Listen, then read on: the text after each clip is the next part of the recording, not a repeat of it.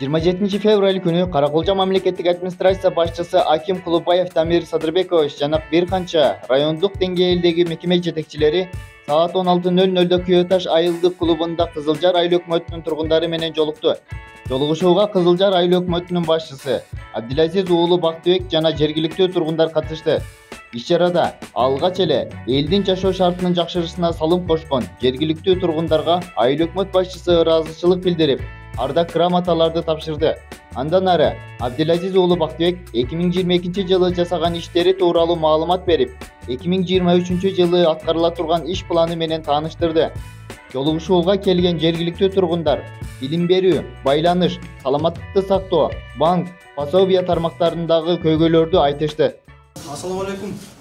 Урматтуу Кызылжар айыл аймагынын тургундары, урматтуу Караколжа районунан келген мекеме уюм жетекчилери, саламатсыздар, баарыңыздар.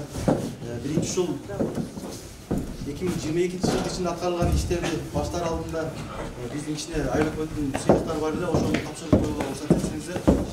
Күйөташ айылынын тургуну Бакишева Салиакан сыйланат.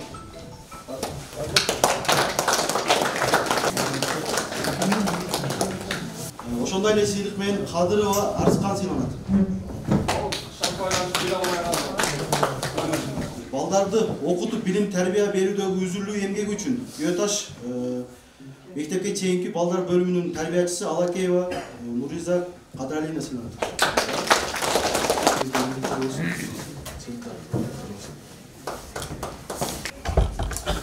Балдарды окутуп билим тарбия берүүдөгү үчүн үзүлүү эмгеги үчүн Акимжан Жаңыбаев атындагы орто мектебинин география мугалими Мамет Жума кызы Зарылбу сыйланат.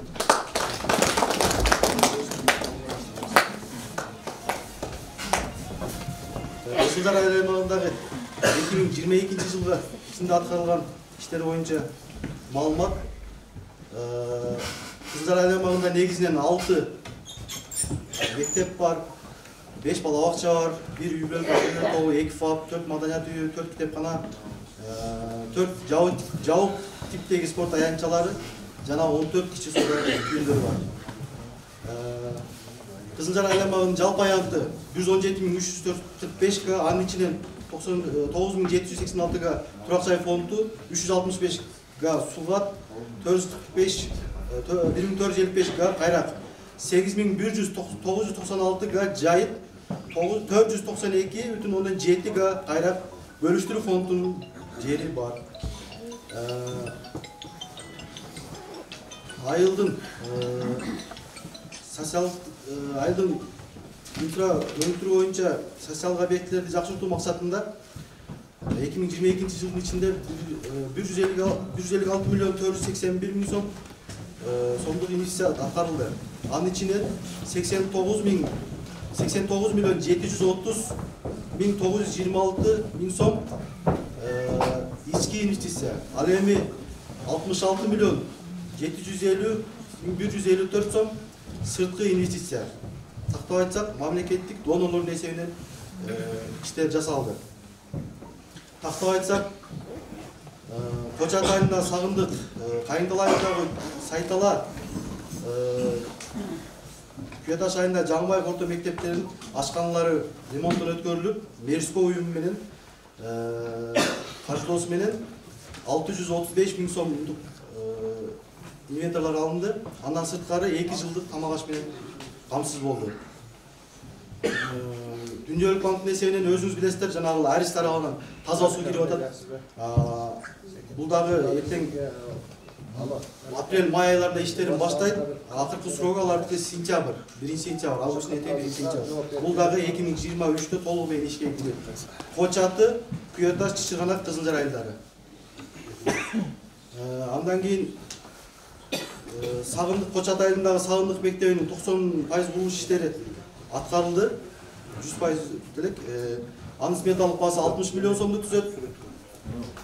Андан сырткары Сооронбай Жүшүров мектебиндеги жылытуу системасынын 6 миллион сомдук капиталдык ремонттон өткөзгөнбүз. Анын дагы 80% бүтүп, бирок азыр пайдаланууга берилген. Андан сырткары Кайыңдал айылындагы өзүңүздөр билесиздер, Алай Кузунос боюнча эң эски мектеп эле. Ошол мектебибизде дагы ошол титулга киргизип 275 орунду жалпы сметалык баасы 170 миллион сом түзөт.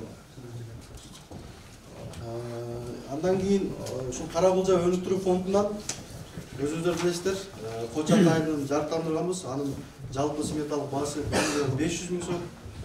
Андан кийин биз дагы ушул жеке ишкерлер менен иштешип, мынау Кайыңкал айылында бал чарбаларды ачканбыз. Ошол Аташбаев, Мелис, Жорошев, Кубатаев деген агаларыбыз менен алар дагы ошол 2 миллион сомго жакын акчасын салып, ошол жерде азыр бал чарба уюшуп, азыркы күндө уже иштеп атат. Өзүңүздөр жакшы билсеңиздер керек. Демеушүлөрдүн эсебинен мынау Жаныбыздагы Жаңбаев, Акимжан Жаңбаев атынын орто мектеби толук видео көзөмөл орнотулду. Чоң рахмат ушул жылкы бүтүрүүчүлөргө, ушул мектеп жамаатына. Өзүңүздөр билесиздер, жанагы жайытка, жанагы чоң орундуга барчу жолдорду оңдоп түзөгөнгө аракет кылдык, колубуздан келишинче.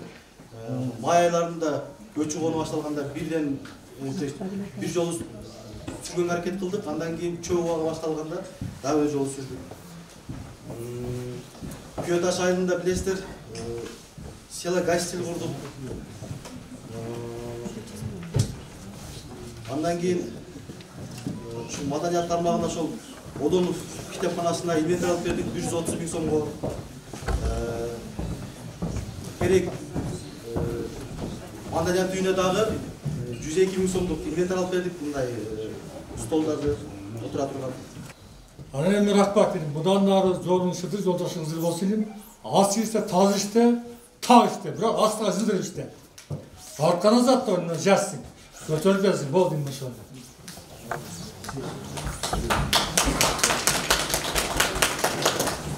Саламатсыздарбы, Кызыл Жар айыл аймагынын тургундары. Ага чейин деле бир топ жолугуп аттык. Иштегени менен уже силер менен колдооңор менен 1,5 жыл болуп калды.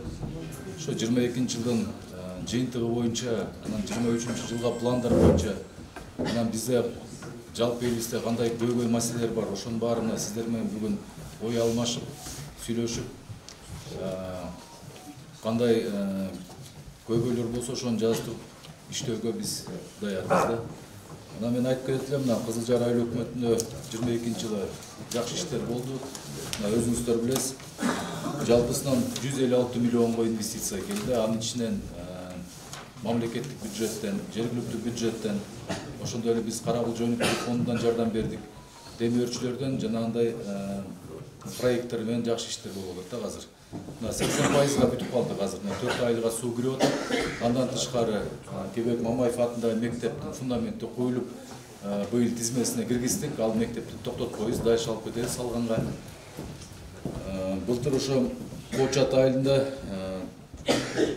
өнүктүрүү фондусунан жарыктандырууну коюп бердик туурабы? Өнүктүрүү фондусунан жарыктандыруу коюп бердик. Анан бул жерде азыр чогуу райондогу мекеме уюмдун жетекчилери келди. Ошол электр тармагы, жол тармагы, госрегистр, больница, билим берүү, жалпы баарынан кандай бир маселелер болсо, ошону айтыңыздар. Биз жазып отуруп, ошо боюнча ишти аткарганга аракетибизди кылайлык.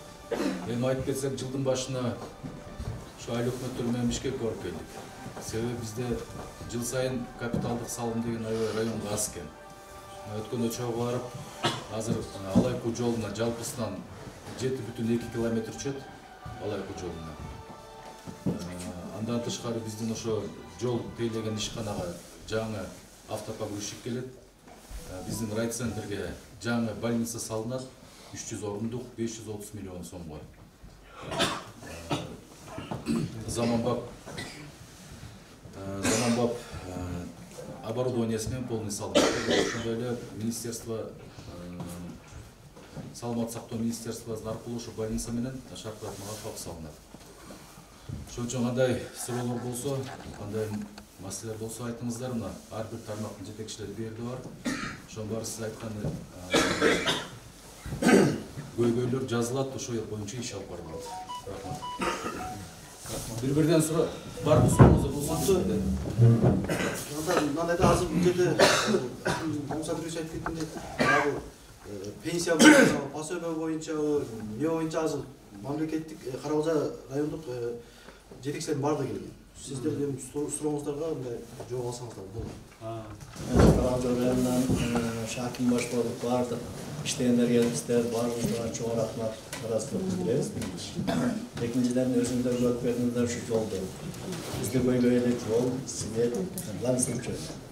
Şu üçün varımızdan şu var cesap şularda işte yaxşılık verseniz de rahmatı çoğmaydı. Birinci, ikinciden şu yakın şartına çıdalay göpçü gelip göçüp etip aldınız. Misal geçeli hazır bir yolda görüp gördüğünüzde yolda bir de aylası bolup kaldı. Şunun için şu yol var, yani siz yolda ayıp aldınız. Fakir çıkarsa birinci buna terek çatında hastayanlı bolçu da değil gerek. O şey görürseniz bir doydur düşünüz gereken, anan yeğen noyt aldı. Anan nar жақта тәте көңдөгөнөн кийин чалмага кара ташлап коюп калганда бер жакта ачылбай калып атат. Ушул маселени айрыкча карап берсеңиз болот. Эми ал жерде мына терек чатка коюлсак, терек чатта трактористтер жок болуп атат. Терек чаттын өзүнө коюп, эми жаңы техника келип калса ошол жерге бирөөнү коебуз, погрузчик дейчи. Анан ортолукта дагы жанагы ойтал демекчи, ойтал менен мен көңдүк чаттын ортосу бир жакын эле да. Көңдүктүн чатында баягы биздин дарыны ремонттуу пункт го ДРП деген. Ошол бар, бирок ал ошондон бери көздөй карайт да. Эгерде техника келип калса, терек чатта болот, анан ушу көңдүк чатта болот. Эгер тракторист болуп калса, ойталга деле коебуз. Ана жак каралат эткенде бир жак каралбай калат. Азыркы күндө туура айтып атасыз. Мына илгерки Аттокурдун трактор менен быйыл мына декабрда жаңы моторун коюп алып келдик эле. Моторун коюп алып келсек, моторун койсок, азыр эми башка анан проблема чыгып, неме болуп азыр кичине неме болуп балдар оңдоп атышат. Ал келсе, бу окшогон жерлердин баарын тез эле бир күндө эле сүрүп кетмек да. Азыр жанагы берки Шырдактын тракторда алгыдай проблема болуп атат, аныкы дагычы. Барып, ушунайна барып, ойталга барып бузулуп калды. Алдыңкы болгону жанагы пассивниктер талкаланып кетиптир. Анан азыр эми бадачы келет, бадачы келип немеге чейин келет, мына көпүрөгө чейин тазалап кетсе, анан эми мына кышында өзүңүздөр көрдүңүздөр, мына Шилденин чыгышы менен кар көп жаап коюп, кичине кыйнап койду да бизди. Көчкүлөрдүн бийиктигин көрдүңүздөр, көчкүлөр бийик. Кээ бир жерин талды сууга чейин тазалап, түбүнө чейин тазалады. Эми көчкүлөр түбүнө чейин албасак, бизге да проблема болуп атат да. Эриген сайын утуру неме болуп атат, түшүп атат. Азыр ошого тазалап келет атат, бир чекеденчи. Takbir varsa hükümette sırapka değil. Hükümete gelsek kapiterden değil. Biz o şovu canağın 6% degen kreditke biz geçip aldık. Adam bunun kanunu suğada burayı yoğun, adam tanım başını alıp getiriyor da. Adam medisine boyunca da ветаптека боюнча да бир карап койсоң. Ветаптека боюнча мурунда бир жыйында айтылды эле. Мурунку өкмөт менен сүйлөштүк эле. Ветаптекага бир имарат жай берсеңер, аптекасы үчүн баягы шарты менен бир имарат керек да, чакан деп. Берсеңер, анан адистерибиз бар. Биз жана арзан дары дармек алганда мен жардам берейин деп айттым эле. Мурунку айлык өкмөт да табира алган эмес да. Бир имарат болсо, 7 аптека ачат эле. Жана Караколжадагы райцентрдеги баасын менен сата турганда. Жаныбызда тура, бирок ветврач жок болду. Ояктан келет, 30 сомдон көйдөй, арт берип коет. Мына бизде өкмөттүн ветврач жок. Бар зот коюп. Ким бар? 2 жылдан бери Кубанчыке сиз да конкурста жөнөтүп, эч ким конкурстан өтө албай. Азыр биз убактылуу болуп, кече Терекеде алып бардык. Шайлыбек бала дайындалган азыр убакыт. Кайсы бала? Бизе 1 жыл 2 жыл койса, эми дайындалганда каттырып койсо. Жок, мыйзам барда. Ага чейин жеке ветеринар менен иштештик го. Жеке ветеринарда жакшы иш алып барбагандан анан кийин бул баланы ошо азыр сеттабыз. Жеке ветеринарда мисалы мен теректи үлкөлдөп келип атам, мага дәрдәрмек бермесе, же башка. Сиз келишим түздүңүз беле? Мен 2 жыл мурда барганмын. Сеники болду болмош.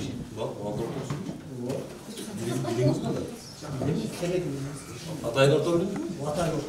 Мен не үшін болмайды деп біз әдіс таппай да болады ма бізде келісім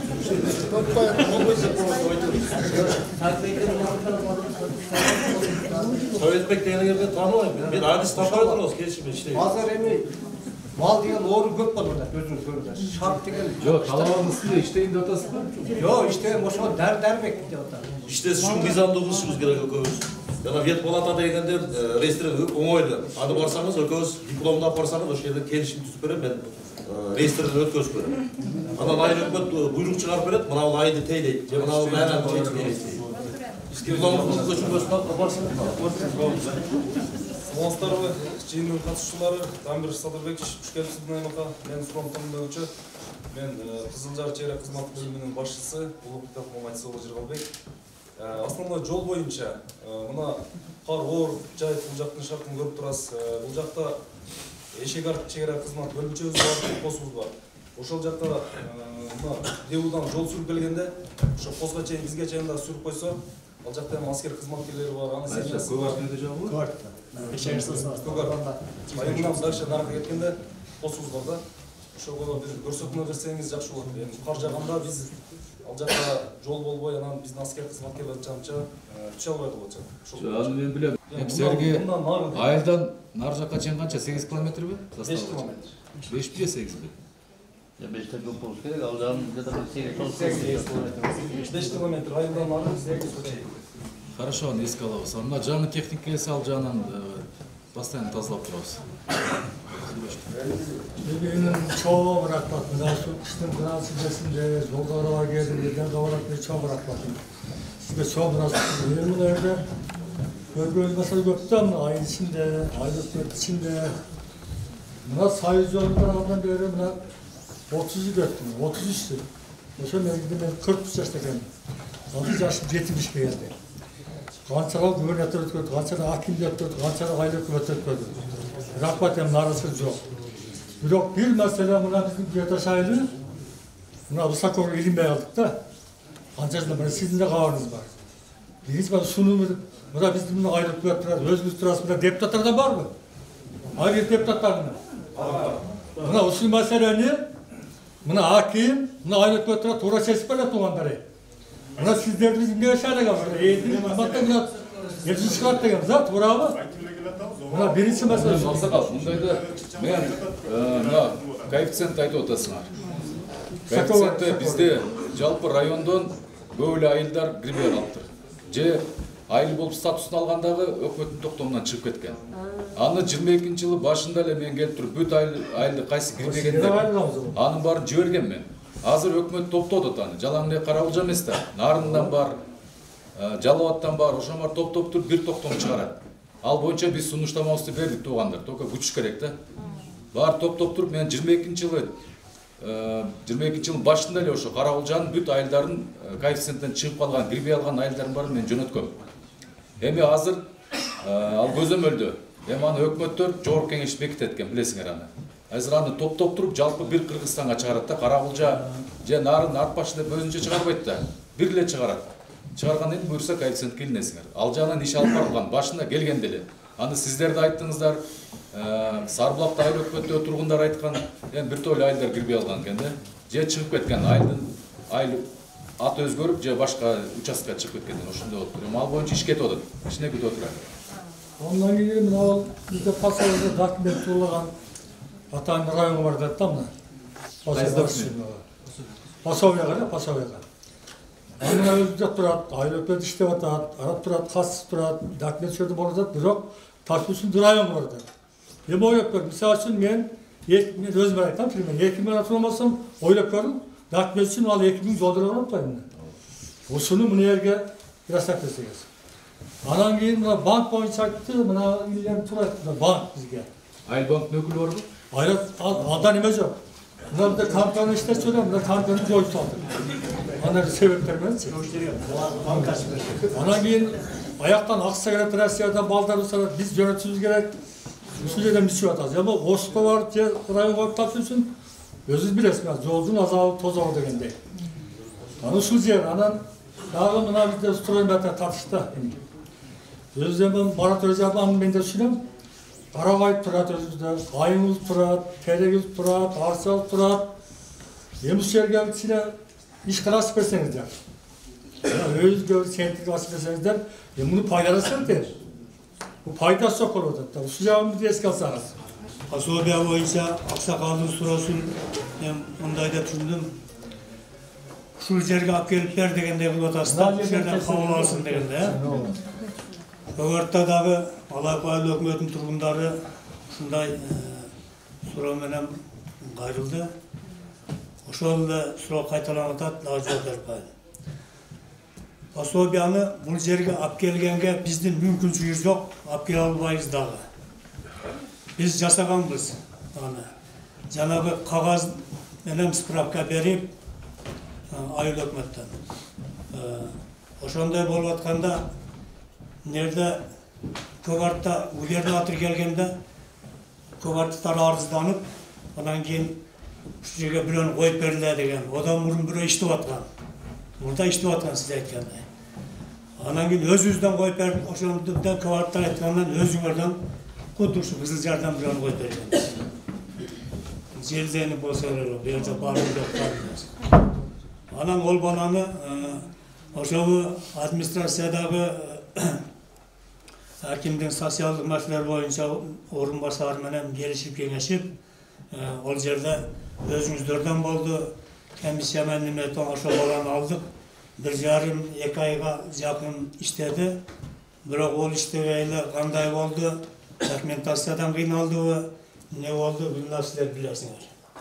2. ay dokumentin barını taştap atıp ketip kaldım. Men bölüm başımın şu mekemede. Şu pasobiya boyunca. Anan kalganın eptep onu ulap yettik. Bul finansılı işte kanday bolboyt. Kıyla müçülüşte ketip kalıptır. Kimdir biröylerdin dokumentlerini tuğra emes alıp koyuptur. Har bir Mınal yerde 135 pasobiya alışığımız bolsa Kızılcar Ayıl Ökmeti'nde. 131 pasobiya alışığı razı. 1. fevralda açıyor. Oşol 2 aydagı surokta nemelerin dağıla turadi. Emi bizdin üstümüzden dağı tekşerler болады. Dokumentasyany karaydı var. Anın bağırdığın birinde tekşerip çıkarttı dağı. Nege sen Ayağı mıyzanın çekimdeki gerektirilişi dokumentler tolukta albaysın da. Pasobiya mıyzanı var özü. Bir dokument kelmese, pasobiya çekilbeyt de kabul alınbayt da dokument. Hazır, canı mıyzanı girip, Kırgızstan boyunca sanari baymak işte kaldı. 1. yanvardan tartıp, büyük şu Kırgızstan boyunca buradaki kaççılar, sanarda işte vatandaşlar, bir daha dokument berilip koyuldu. Ol rayon boyunca андай meseleler götürülüp, rayonun administrasyon başçısı hakimimiz ruhsat verip, şu kandayla bir oşol ayga kabul alıp verildi degende yanvar ayını eptep yaptık. Fevral ayına gelgende mınal yerde bargandar bolgandır. Men de oşol yerde boldum. Sanarip aymaka Hökümet'te aytıp yetti kança prosent öttük dedim. 85% öttüse dağı, oşonun arasından dağı bu her türlü yazılı balı. Misali sizden misali aytıp sizden önünüzde gelininiz bir 3-4 nevreniz menen bolsa, onu siz de alıp koygan dağı. Gelini de yazıda da balanı balası deyip durup tigilerde nevre de o da. Al kimge nevre? 122 de surayet da bizde. Oşondoy nemelerden bolatı da biz kaytarıp attık. Eğer de sanarip aymaktın spravkası hazır özünüzden bir knopkanı baskanlar çıkar. Biz o neme olup aldık.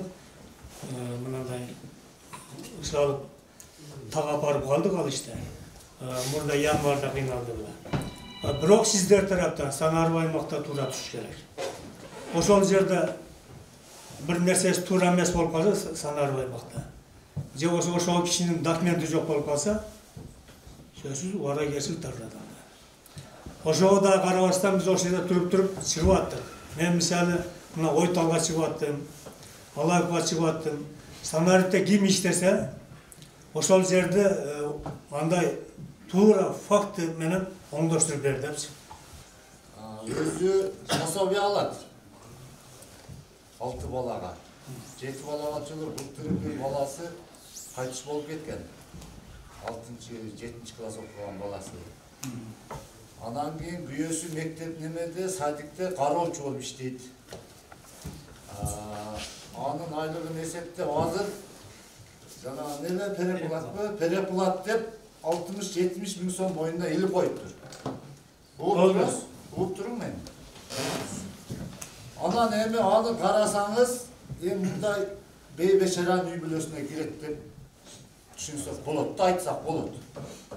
Эми ал садикте иштегенине 6 ай болсо, анан 60 миң сом акча алса, пособиядан да жок, айлыктан да жок, эми переплат 60-70 миң сом төлөгөнгө каражаты да жок. Жетишсиз. Муну кандай кылса болот? 62.700 сом переплат.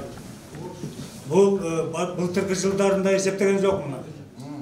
Ошол документ тапшырып атканда, документ тапшырып атканда бул иштеп аткан экен. Немеге бардым? Алмады. Районодан барып туруп айлыгын тергиздик.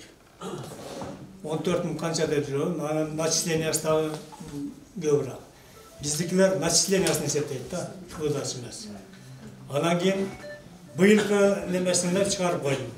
Бул суроо сизге тиешелүүбү? Сиз чече аласызбы, чечесизби? Мен переплат деп жазып койдум. Бирок мына жердеги соцработница ким жана бар экен? Айтканмы? Айт, өкмөткө айттым. Участковыйга айттым. Прокуратурага жазылатын. Переплат деген ол переплат. Мыйзам кыйшайгандан кийин ким күнөөлүү болсо төлөйт. Эми аксакал мындай караганда баягы жетишсиздиктен ушинтип 6га жашайын деп умтулабыз да. Бала чаканы багайлы деп. 6 миң сом неге жетет? 6 баласы менен өзү менен 10 болуп атат. Жетишсиз болуп атат. Жолду көрүп келдиңиздер, жолдун маселеси айтылды. Барып келишке, пособия тууралаш үчүн барып келишке 4 миң сом акча кетип атат.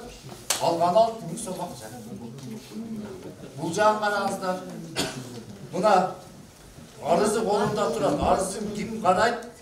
Кимдер чечет? Кимиңиздер кандай жооп бересиздер? Азыр ушул жерден жооп берсеңиздер жакшы болот эле. Жардам бере алабыз, же бере албайбыз, же сотко, же каматты беребиз деп. Мыйзам сага мага баарыбызга берди. Мыйзам жазып койгон 62.700 миң төлөбөйм. Сиздерден карапайым бейбечара адам сиздерден үмүт кылып жардам катары гана сурап атабыз. Ошол жерде жок, мен түшүнүп атам. Жардам кылгыда эми бир ханасы жок болуп атпайбы? Ошол жерге дело пособие чыгарып атканда 2 жерге кол коюшат.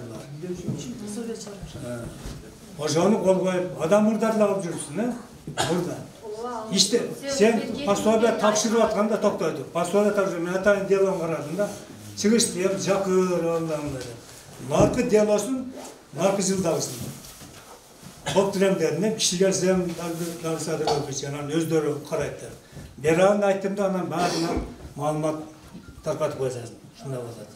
Участковый мына жерде участковый бар дедим, аке барып келдим. Чыныңыз жакыр экен деп сен айткандай айтты. Жардам бериң dedi. Мен жардам бере турган кандай кылам мен? Жок, сиз тура. Кимден жардам сурабайт, эч ким бүттүн бербейт, сарагачы. Нерден комиссия түзүп же кандай болуп, может мен калп айтып аткандырмын, может ишенбей айткандырсыз. Үй жайын текшерип, жашоо турмушун көрүп дегендей.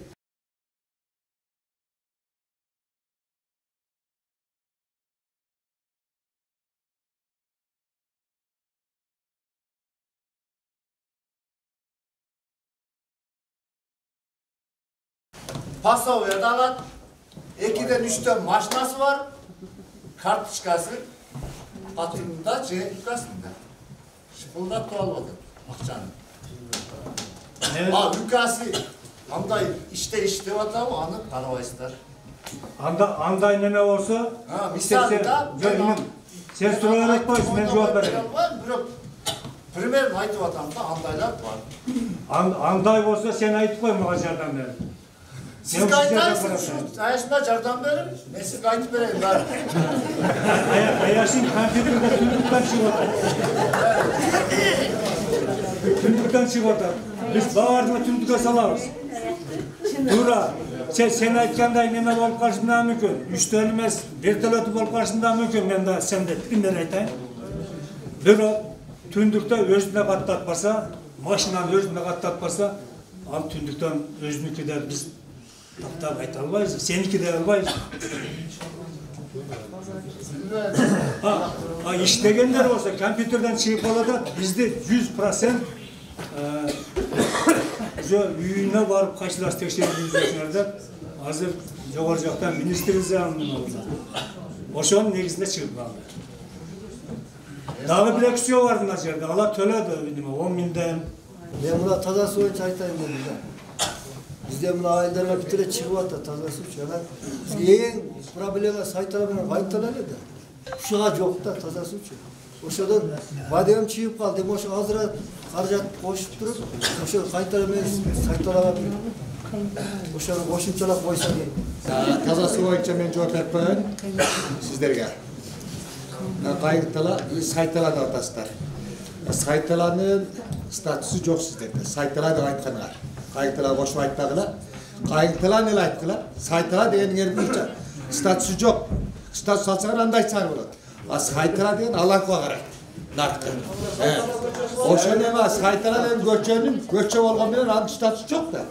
Сайтала деп айтпагыла. А жерде башаланып атат. Проекти барганда. Бу сайтала Алакуда да olsa, Kızılcar'da da var деп суроо келет. А мен айтып атам, Кайгытала дегенде Сайтала деген жок. Статус жок, Кайгыталанын ичинде деп. Мына калктын саны Кайгыталанын ичинде туугандар. Сайталаныкы. Сайталанык. Ал эми Алайкунун Сайталасы. Ал өзүнчө. 81 кожолук. Алар өзүнчө. Аслеткадан башка да. Ошону мына эң башында ката кеткен неме айтып берейин туугандар силерге. Mına Kızılcar aile hükümetine taza su proyektisi Dünya Bank kartını gelgen. Oşanda Apu Yitu degen mına aile hükümetlerine gelgen. Tofasyevka degen koşa gelgen. Tartılgan. Uşul jürü oturup bir Kayıktıla degen ay men berip жүрген atçattan Kayıktıla degen ay yok var dedi. Yok. Anan keyin o Bişkekten çıkan bizge. Ya bu Kayıktıla sen berip atasın 6 aydı. Aylık hükümet veriyor 5 ayında. Sanap gördüm. Kerek, Kızılcar, Koçatlı, Kıyataş, Çiçikanaklı. 5 bir. Bu kayıktılar aldı. Bu kayıktılar değil. Çok az senin. Ulup durun. Ben söz çıkırmayız. Ulup durup. Anagina ben aylık hükümette Asambekka'ya çıktım. Bu kayıktılar değil aylın kayıkta. Paraylı bu. Kızılcar'ın canında. Mına. Eğim oşol, mına Kızılcar, canavı ilgeriki poşto. Şundan buya Kızılcar'da aytıladılar. Nara kayıntılılar. Anam geçe gide varsa göre kayıntılar deyip durup Kızılcar'ın oşo ilgeriki poşto kayıntılar olup kalıp atattağı. Belki soruma Cüsüyüp'ün mekteğinin buyağı Kızılcar olup kalıp atattı onlar. Mına oşo menen girip ne mi oldu? Ağzı kayıntılar aylı, tereg aylı, Dündölük Bank eserinin getip atar.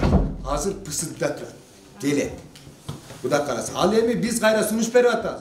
Oşoga koşup koyan Alaykunu Saytala degen iyiydi atarız. Seve çekera bir dep. Ay biriyle yol bölüp dep. Tutaş dep. Seve bir tıskı ayna menen bölüp atar. Bayağında samatok suyu sizlerge geldi. Oşon için biz oşonu koyu atarız. Buğa şaşpaytılıklar etap menen geledi. Mına hazır biz pısıdığa da berdik, ayakta esepte atan. Dünyölük bak, mına azıcık kişilerde vurulu atkan ayıllar turan. O çatı, Çiçirganak, Kıyataş, Kızılcar. Uşunu tapşırgandan keyin alıp patok geledi. Anı tapşırmaysayn bu patok gelmey tasqalдар, mınday turar şunu. Men özü saytalalık emesmin, kayıntalalık emesmin, terekten. Siz hazır saytalanı çok kılıp koydunuz. Siz rayonduk statta Kızılcar aile hükümetinde 6 ayıl var. Emene oşa Saytalada degen ayıl var. Ada 70 kança kocoluk yaşayın. 300 falanca kişi var.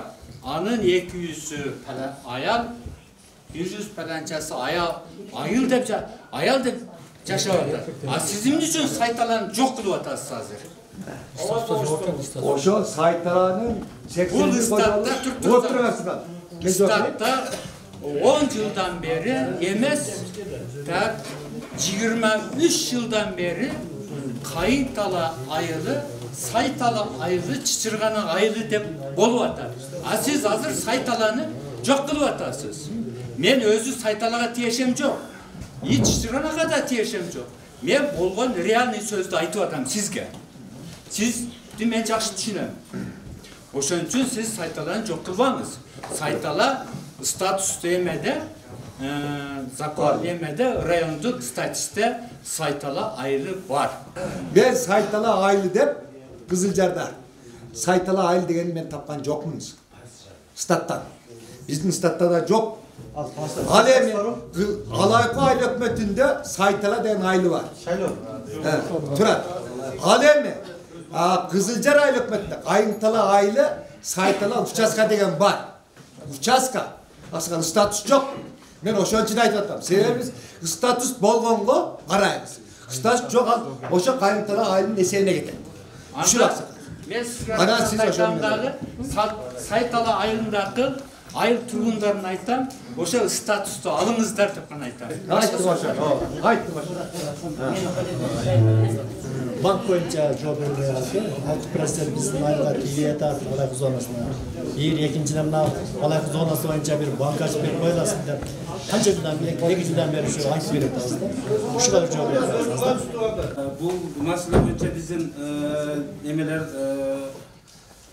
kayırışıp bu mesele kozgoldu. Bizim Alayko şu bank açsak, banktan eme kılsak dep anam bu bizde gelgende birinciden janakınday transportный nersesi актабай калат экен. Ошон үчүн көп нерсеси мына неме кылып атат да, ал жагын эсептеп, бул жагын эсептеп, анан азыр элдин көпчүлүгү мисалы картадан бизге канча баягы акташ үчүн жанакындай өтүш керек экен элдерчи. Анан кайтара азыр дагы бир неме кылып атат. Безналишке өткөнгө байланыштуу элдин баары сотка менен жанакындай карта алып эле, карта менен мисалы кредитин алып, бирөөлөргө акчасын которуп, безналишке деп ошого бул нерсени биз транспортун ал охрана болуш керек экен, мындай жол жаманда акчаны алып кетип алып келиш кыйын экен да. Ошол жагынан неме кылып атат. Буга отказ кылганда Тагы жок дегенде банкомат ачып койсо болобу? Банкомат ошол карта менен неме кылып атпайсызбы? Жанагындай перевод кылып, картаңыз менен неме кылсаңыз болот. Себеби азыр илим техника жетишип, безналишке өтүп атат да. Телефонго жүктөп алсагы, телефон аркылуу которсоңуз боло берет. Акча тогон мен ошо телефондо акчаны иштеп аласың каяктан алам? Жок, азыр мында айыл ичинде РСКнын жанагы терминалы бар, поштадачы. Почта менен ал эме бар, ошодан алып турсаңыздар болот, акчаны алсаңыздар. Endi bu to'g'ri, kartani tushunib o'tadi. Bilmegeniz var da. Misal şimdi senizde şimdi bir aptal ağzından arkadaşa oturup verdi. Bak ne böyle olur başkası var. Anam bazı mınандай жеңилдетилген кредит боюнча бул январда жылдын башында учетка жазылып, анан учет боюнча берилет. Анан биздин райондо Каракулжада, Алсык районунда биринчи акчаны бөлгөндө Алайкын берип берет да ошол эми район боюнча бөлгөндө айлык көтөрүп бөлгөндө чындап келгенде аз эле сом болуп калат да ошон үчүн баягы элдин арасында баягындай нараазычылык көп болуп атат да. Себеби үчүн жетпейт, мен ала албай атам, мен мындай кылып атам дегендер ошодон болот. Себеби райондон бөлүп келгенде көпчүлүктө ошондой экен да, мындай аз эле бөлүнүп калат экен да. Мынча миллион болгондо Кыргызстан боюнча бөлүп анын ичинен райондон биздин Алайкы 3 айлык өткө бөлүнөт да. Эми 3 ай sen bank istersin, bir de ona aylık vakfa işliyor atasın. Yani halk arasında nelerden sen bir tartıp alıp verirsin yer için. Allah korusun sen. Эми аба мындай бул өкмөттөн бюджеттен болсо берсе элдерге биз бере бербейбиз, бергенче биз беребиз. Биз баягы солдатпыз да, бергенин беребиз. Анан мыйзам ошондой экен, биз ашыкча кыла албайбыз. Аны тартипсиз айтмакчы, неме кыла турган бизде азыр өкмөттүкүндө андай нерселер жок болуп коет айтмакчы. Бирок жакшы да неме болуп атат. Элдерде жакшы. Кызылжар айыл өкмөтүндө быйылкы жылы 29 миллион болду. Эл жакшы төлөп кечиктирген адамдар жок. Элдерге биринчиден мен ыраазымын, ыраазычылыгымды айтып койгон жакшы да. Элдер кечиктирип өтө көп алайык өрөндө ушундай биздин элибиз мындай намыскө уяттуу болуп, андай жанакындай соттошконго барган жерибиз жок. Кудайга шүгүр. Алайык өрөн боюнча 93 миллионго чыктым партбердим. Кудайга шүгүр. Элдерге ыраазымын. Мен да ыраазычылыгымды айтып коеюн. Сиздерде мына кычкыроодо аларалык өкмөттүн отчетун угам деп келиңиздерге чоң рахмат. Суроо жооп болуп аткандыр, дагы артынан бере бериши мүмкүн. Сиздерге биринчи ыраазычылык, экинчи өкмөткө жана айтам. Кудай кааласа жакшы отчет бердиңиз, жакшы иштерди аткарып атасыз. Жайындасы мына жай пулдан алып жер бизге эми биз терегелинде айтып атабыз. Ошол жайытка чоң орундууларга жол салып берип атасыз, ар түрдүү иштерди жасап атасыз. Сизге чоң рахмат. Өкмөттүн аппаратына, өкмөттө кызматкерлерге, мына келип аткан райондук жетекчилерге. Анан бир жерин айтып коеюн. Сиздерге чоң рахмат. Бир гана бакытка айтат элем, бакыт белең атың. Сиз кар жааганда гана келип жолду ачып, анан кетип калып атасыз. Эртеси көчкү түшүпкөндө биз күрөп атабыз. Терегели. Мен ушунча терегели, көңдүгели, мен эми өзүбүздө эле айтпаймын, бардык жерде камтыш керек. Ошондо теректин жолу 5 километр болсо керек. Бизге түшкө чейин кар тоңсо жакшы болот, түштөн кийин бузулат. Тереге алак зооласы боюнча айтсаңыз Түрк турсаңыз эми. Анан эми ар ким өзүнүн көйгөйүн айтат да. Анан дагы бир жайтам, ушул кече карда жакшы ачып бердиңиз. Анан ачканда дагы ушул барып келген сагалканын 10 литрин эме кылбай эле, ченебей эле, түбүнө чейин эле шагылды сүрүп койсоңуз эмне болот? Анан сиз бир 50 сантиметр таштаттырып коет экенсиз дагы, илгери Тумушбек деген бар эле, белди аштырып коюп анан пул алган. Сиз андай кылбай эле турсаңыз керек, мен сизге ишенем. Ошону мына азыр эми саат 4кө чогулуш болду, азыр 6да кайтабыз. Эмне кылабыз биз? Бурас керек. Ар нерсе мен ушуга претензия эмем жок. Болгонун айтып атам. Ошону биринчи эле сүргөндө 10 литрди сиз эме кылбай эле расход мындай эконом кылбай эле түбүнө сүрүп койсоңуз, биз дагы 10 күн каттап турат элек. Бакыт. Эме түбүнө. Эми түрдүм бакыт сизге жетелекмин. Эми 1-2 күндүн ичинде да түбүнө чейин бир сүрүп бериңиз. Болду, сураныч, терегелиңер. Анан мен сизди кош айдап бер деген жерим жок. Болду. Гап жок. Сурабыз бар, сурмаса болот. Мен айта турганым жазды тана жумуштары боюнча, Кудай буйруса жаз жакындап калды. Бизде эми айдоо жер Кочак айылында көп, анан айылы боюнча деле бошкондо жакшы эле болот. Ушу бизде эң орчундуу маселе сапаттуу үйрөн, анан арзаныраак үйүтүү май менен камсыз кылып берсеңиздер, жардам берсеңиздер, жана айыл чарба министрлигине бөлүнүп аткан. Сөзүдө Кочак айылында 300 гектар бер жагы жер айдылат. Анан көпчүлүгү эле кайрак болуп атат. 25 000 сом чыгым кетирсек, кайра 25 000 сомдук эле түшүм алып калып атабыз. Анан биздин айылда жана Кочак менен Теректин каналы, чубактын уулунай эле чубала турган болот. Ошону да эртелетип берсеңиздер, ишке кириштиребиз. Мына жазды талаа иштери боюнча айыл өкмөт менен сүйлөшкөнбүз, сиздерге урук маселесин да сүйлөштүк. Россиядан келген арпанын арпа бар, равник сортунда. 54 сомдон 3 жылга 4,5%дан айыл банк, РСК банк аркылуу кредитке бере алабыз. Андан сырткары районда өзүбүздүн үрөөн чарбада дагы арпа урук, буудай уруктарыбыз бар. Алар 35 сом күн тегерегинде беребиз деп турат. Азыр сүйлөшүп атабыз. 1-2 сомго түшүп бериши мүмкүн алар. 33-32 сомго чейин түшүп беребиз деп. Сапаты канчанчы продукция Reproduksiyası kaldı etkende düşündü жақсы vermeye kadar ekan. Birinci reproduksiyadagi uruk. Rossiyadan geldi. Жақсы. Andan sırtkarı jana büyücü may boyunca Matrezert'ten sizlerin ayıl hükümetke 3 tonna böldük. Öldü jalpı Karabulca rayonuna 37 tonna bölündüre. Ayıl hükümetlerge bölgende çoğurak ayıl hükümetlerge de sizlerge 3 tonna böldük. Oşol 3 tonnanın akçasını teziraq toplatıp aparıp alıp alışыңızlar gerek. Yer ayda oğuda. Yer ayda oğu. 65 tonda. Anan, mına yerde yer meselesi, göstergistер бар mı yok mu? Yerді göstergistер var. Ne ölçüyor? Айтıyorsan? Айтıyoruz. Ошо айыл сервисі менен. Бизге акталаны бересизби, бербейсизби? Özü Oytal ayıl hükümetine karasa, ekonomidor çetişkiler. Kayıtlı ayıl hükümetine karasa o sorun. Айтыңыз, мен құлақ түріп тұрам. Негізінен Oytal ayıl hükümetine karam sürüyor bu açığın. Bir кезде, мен бұл общий сұраймын, bir құлақ түріп қойыңыз деген сөз тұрғанда, мына жерде Россияның жетекшісі отырады, Аким. Бұл bir кездерде 10 жыл, 20 жыл мұрын, 94-жылы бізде Ақтала деген участка болған. Ойталдан өткенде, Жамантал чатынан өткенде bir tala var. Мына қапшыққа кіріп атқанда сіз 1-2 жол келдіңіз. Ошол жерде қанша гектар жер бар. Ошол Терек айылы, Кызылжар айыл өкмөтүнүн жер картасында турган.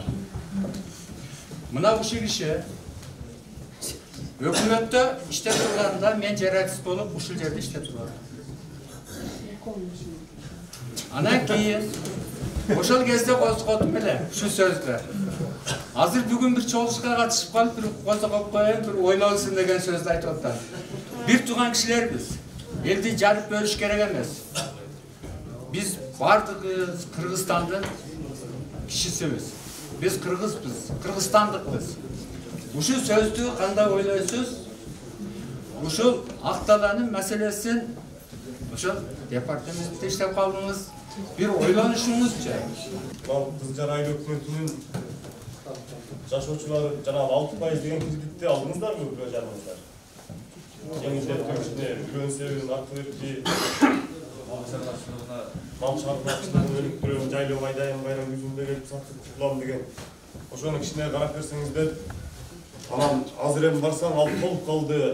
Баштан эле каякта жүрдүм дейт. Өзү январдан башталып мынау апрелге чейин деген жери бар. Ошонун ишине маттуу актарын бекер өзү бар экен, кичине көзөмөлгө алсаңыз. Анан биздин мына айыл өкмөттө пожарныйдын өкүлүнөн келбедиңиздерби? Пожарный маселеси жок. Былтыр мына чек ара заставабыз күйүп кетти. Анан мындай бир үйлөрүбүздөн же чөп чарыбыз жакын жыйылган өрт чыккан болсо жөн эле челек бөлөгүбүздү көтөрүп келип эле отуруп калабыз. Ошого көп эле техникалар бөлүндү. Мына Кытай мамлекетинен деле көптөгөн техникалар келип атат. Ошого да өзүңүз көзөмөл бөлүп айыл өкмөттөргө бирден пожарный коюп берсеңиз, ошол техника жакшы болот эле. Мен банктар боюнча өзүңөр жогун уктуңар да. Бу жерде тизмени электрон алып барышат бар. Алдына документ алып барышат экен. Мен баарына ачык айтканда жетпейт. РСК банка деле кайрыла. Обязательно айыл өкмөт эмес, айыл банк эмес, РСК банк бар. Ошондой эле система менен иштейт туурабы? Бир эле өкмөттүн мамлекеттик бар. Анан жана пожарный деп атасыңар, пожарный боюнча ушу келгенден бери мына Ақтөбе менен чогуу иштешип атабыз. Азыркы мезгилде жерин бөлүп берди. Өткөн жумада Артур Бак Тергешович Төрөбаев менен жолуктук. Ошондо мен мына чогуу көз киргенде бизге ушу МЧСтен пожарный частька штатты чечип бергиле дедик. Бир 10 кишини штатты. Себеби мына туура айтасың, азыр мына Кытайдан келатат, Россиядан келет пожарный машина биздин районго берилет. Ошонун бирөөнү же экөөнү Кызылжар айыл өкмөтүнө буйруса коюп беребиз. Азыр ушу имаратын салганга бизге каржыланга өстөр айтты. Ушу өзүңөр чогулуп бир элди көтөрүп, ушу демөөрчүлөрдө чокус чыккан мындай бизнесмен балдарыңар бар деп же ошону биз бактөбө көз көтөрөйүн деп атабыз да биз деле ар бирөөбүз салымыбызды кошуп туруп бир чакан ошол жерде 10 киши бата турган имарат салышыбыз керек, анан 2 машинеге. Бирок ал машинеге турган үчүн полный жалыш керек да, заливкасы менен. Себеби ал 2 машина кышы жайы суу менен туруш керек, даяр болуп. Каракулча району өзгөчө кырдаалдар бөлүмүндө жаңы дайындалып, Чүйөк Сокул районунан келдим. Былтыр да өзүңүзгө белгилүү болгондой өзгөчө кырдаалдар министрлиги Россия Федерациясынан КАМАЗ үлгүсүндөгү автоцистерналар келген. Кандайдыр бир шарттар менен Каракулча районуна келбептир. Быйыл буюрса Кытайдан келген Хова үлгүсүндөгү бир автоунаа 6 тонналык, анан КАМАЗ үлгүсүндөгү дагы бир жаңы автоунаа берилген атат. Буюрса ошол жаңы техникалар келсе, элдин жана өкмөттүн күчү менен өзгөчө кырдаалдар министрлиги штаттын маселесин ачып берсе, 3 ай өкмөттүн кесилишине бир жакшы чат курулса, ушул чатка ушуга элдин ушу айылдын өзүңөр тургундар ошол жерде иштеп, ошол жерде кызмат кыласыңар деп ойлойм. Айыл жеринде кичи бизнести өнүктүрүү, жеке ишкерликти өнүктүрүү боюнча эч кандай колдоо жок да бизгечи. Анан эгер сурайлы десең, тигилер окутканы келгендер айтты, силер өзүңөр чуркагыла аркасынан деп. Биз чуркайлы десек, информация жок. Ошо информацияны кеңир берип турган кайсы тармак бар айыл өкмөттө? Сага. Анан райондук администрация тарабынан ошо жеке ишкерликти өнүктүрүү боюнча кандай колдоолор бар? Азыр көбүнчө ошо арыз келип атат. Чакан жана орто бизнести өнүктүрүү боюнча. Анан чакан гранттар кантип алсак? Гранттарды өзүнүн группаларга мен мисалы үчүн биз деле түзөктү номер таштап кетип атпайбы. Биз менен байланышыңыздар, биз сизди түшүндүрүп беребиз. Туура чуркайбыз. Ага өзүбүз чуркабасак алар акчаны бербейт. Чуркатабыз, информация жок атпайбы. Жок, номерлерин жазып берди. Беришкен, бирок жазып албайт. Бизде ошол биз деле ошолордон алабыз. Анан официальный алардын өздөрүнүн эмеси жок. Анан сайттар бар, ошол сайттар менен аркылуу сүйлөшүш керек. Телевидение мурун бизди карап турчу болчу да. Ана телевишкачы персизде. Азыр квартты каратып коюп тур, азыр телефондо жөнөтпөйт биздечи. Шундай болуп калды. Ошону эми өз ордуна койдуруп койсок. Телевизорду өзүңүздөр билесиздер, телевизордон бизде шартыбыз толбой болгон үчүн жанда шамал болгондо кээде өчүп калат, кайра жандырып атабыз, колубуздан келсинчи деп. Телефон өчтү дегенде эле сурат, телевизор өчтү деп. Анан эле мен айыл башчыларга чалам, телевизор өчтү ака, барып карап кой дейм. Алар барат дагы оңдоочу жерин оңдоп, түзөчү жерин түзүп атат. Андан бизде негизинен андай штат жок. Телевизорду карайт деген. Бул бизден түз ошол Ош областка карайбыз. Бизде кече жакында ушу кышка даярдайын деп адистерин жөнөтүштү. Бардыгын келип текшеришти, айыл башчылар кошо жүрдү. Эч кандай технический эмеси жок, бузулган нерсеси жок, баардыгы жакшы деп кетишти. Могу техника экен, кээде ысыкта, байгынтип суукта муздап калып атат. Биз ушул нерсени акташыбыз керек да, биз канча мээнет менен мектепке жөнөтүп атабыз. Балдарыбыз буларды активистlik кылып, кичине жогорулатышы ушу мугалимдерден болуш керек да негизи. А биз жөнөтөбүз, анан көрө мал каратканыбыз жакшы болуп атат, өзүбүз такси кылып жүргөнүбүз жакшы болуп атат. Биз мугалимдер мектептерге кичине көңүл бурдуруп бериңиз. Чындапчы. Немеге барып атышат го, тестке. Ояттыдан өтпөй алганда мен күнөөлүмбү, ушулар күнөөлүү. Биз аракетти кылып атабыз, анан булар Жок, бирде мындай. Алмагүл Мусаевна жаңы сен айтып аткан билим берүү бөлүмүнүн жетекчиси. Кандай маселе болсо айткыла, аттестация кылабы, кетиреби, жаңыртабы мына ушул киши. Аттестация болгон эзеке. Аттестациядан өтпөй калган экен, бизден бир мугалимдер өтпөй алгандар бар да. Анан жазда бизде 2 мектеп бар билесиз. Талашып анан кийин 1-2 мугалим аттестациядан өтпөй алгандар барып тур айланайын. Биз ишсиз калабыз деп. Алар ишсиз кала берсин. Бизге билимдүү балдар керек да айланайын эртең. Мына мугалимдер мындай да.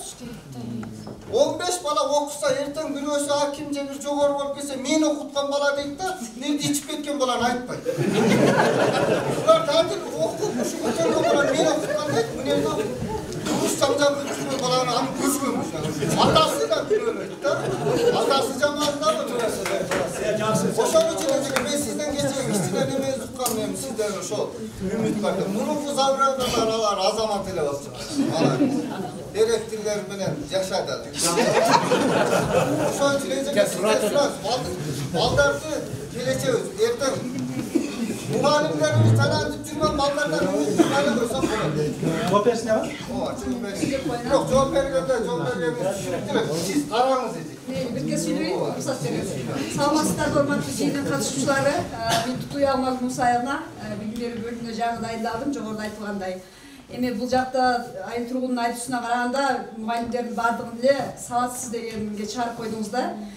Мен баардыгы сабатсыз деп айтуудан алысмын, бирок именно ошол Кызыл Жар айыл өкмөтүнүн мектептерин кечээ биз мониторинг жүргүзгөндө чындыгында бул мектептен райондук Олимпиаданын райондук турунда 5 мектептен да бир да окуучу чыга алган жок. Балким ушул жерде мугалимдер, мектеп жетекчилери отурсаңыздар керек. Бул чындыгында чындык. Анан биз айыл өкмөт менен да сүйлөшкөнбүз. Эгерде раз ошол жетекчи сиздердин купулуңуздарга толбосо, мектепте иш алып бара албаса, сунушуңузду бериңиз, мен карап берейин дегем. Министрлик тарабынан аттестация болот мугалимдерге. Бардык мугалимдер аттестациядан өтүшөт. Андан сырткары биз дагы райондук билим берүү бөлүмү ойлонуп жатабыз. Ушул жаңы окуу жылынан буюрса биз өзүбүз ушу райондун ичинде мугалимдерге аттестация жүргүзөлү деген ойлор, сунуштар бар. Буюрса көрөбүз, бирок бардык эле мугалимдер начар дегенден алысмын. Анан айта кетчү нерсе, учурда аябай бизге арыз дооматтар көп түшүп атат. Мектепте пенсионер мугалимдер иштейт, жаштарга орун жок деген. Бүгүнкү күндө пенсияда калып, айлыкта калып, пенсионерлер жаштарга орун бошотпой атат деп. Бул нерсеге мен деле кошуламын. Пенсионерлер өзүнөн кийин жаш кадыр болсо орун бериш керек. Бирок бир жери бар. Бүгүнкү күндө ошол биздин айыл айткандай эле бардык эле мугалимдер сабаттуу эмес. Чындыгында мындай кездешип атат. Аябай өзүнүн кесибин жакшы билбеген мугалимдер келип атат. Мен ошондой мугалимди пенсионерди кетирип туруп, ошол мугалимди ишке алгын деп мен директорго айткандан алысмын. Себеби мугалим өзү биринчи сабаттуу болсун, өзүнүн балдарга билим бере алат. Ошон үчүн эгер күчтүү болсо, пенсионерлер ордун бошотуп бериш керек. Эгер пенсионер мугалимдер отурган болсоңуздар, сиздерден да суранам. Жаңы окуу жылынан баштап мен директордорго айтып ар бир пенсионер менен келишим түзбөйсүз. Эгер артында окута турган жаш кадр жок болсо гана ал пенсионерди ишке аласыз, болбосо эс алууга узатасыз деп. Билиминин жугуусунда да жугуму жок мугалимдер. Бизде бир неме бар. Канчага чыккан өздөрү билбей атат. Музгат бар эжеке. Каминда 40 жыл музгат болду. 4 окуучу музгат болуп чыккан жок сабындыктанчы. Бирок бүгүнкү күндө биздин балдарыбызда да күнөө бар. Ата-энелерибиз да күнөөлүү, балдарды карабайт, телефонун колуна берип койгон. Балдар сага кызыкпайт. Бул жагын эске алыш керек. Аталардын бир суроо немелери бар эле. Мен айтып кой дедилер. Ошол жер бөлүк жасатыш үчүн, пенсияга чыгыш үчүн жер бөлүк жасатат экен да. Аталар жер бөлүк жасатат экен, атасынан бөлтүртүп алып, анан кийин өзүнө дагы кайра немеге да. Кайра атасына да жер бөлүк жасатат экен, ушунун жолу кандай? Ошол баасы канча турат? Анан кийин ал мисалы келин болсо Ошто турат экен, Оштон атасынын жер бөлүгү жок чыгат экен. Кандай кылабыз деп Осы рейстер бар жоқ? Жер бөлүктү биринчи 94-жылы бөлгөндө, жаңга бөлгөндө. Ана жаңга бөлгөндө көбүнчө азыркылар бөлдүрүп алышып, ошол пенсионерлер төлөбөйт негизи. Пенсияга мурда чыккандар, кийинки чыккандар пенсиялык немеден бошотулган. Азыркы кийинки пенсияда жерлүштө катталган адамдар бар жогу милдеттүү түрдө сос взносторун төлөш керек. Аны төлөбөсө пенсия чыкпай калат. Ал бир жылдык төлөгөнү өзүнө бир жылдык стаж болот кайра. Жерлерди мыйзамсыз басып алуу деп жаңы катарлар айтып коёду, кашалап алган, чектен чыгып кеткен. Бул азыр кылмыш туугандар. Ошон үчүн кашалап алгандарды алдын ала эскертип коелу. Бул азыр протоколду кетет.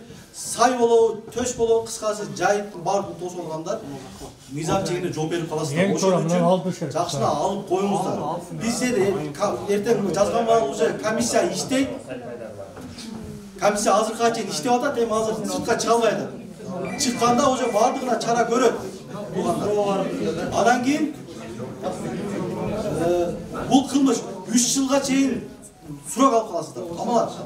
Бул кылмыш болуп калган туугандар. Туура түшүнүңүздөр. Анан бизде дагы жанагы президенттин 54-нчү жарлыгы чыккан.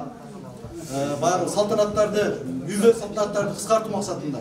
Биз азыр баягыда эле сүйлөштүк эле. Сиздер менен кеңешип азайтайлы туугандар, аз кайра көбөйтүбөйдүк ошону. Ошону кыскартпайлыбы? Түшүндүрүштөрдү жүргүзүп атабыз болгон келишинчечи.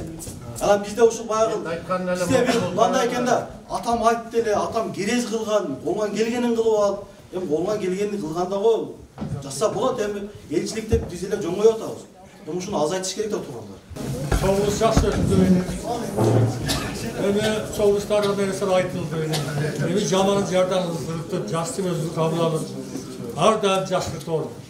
Uday uzun ömür versin, şık diyalog olsun, asmanız aşk bizine jarık olsun, işleri sizde iyilik olsun, iyimiz sonra baş olsun, oramız sonra mal olsun, özgürlerden gene cayık olsun, bana sakalınız ben, el yurttunuz ben, üç kez yaş bilgilerim aman durun.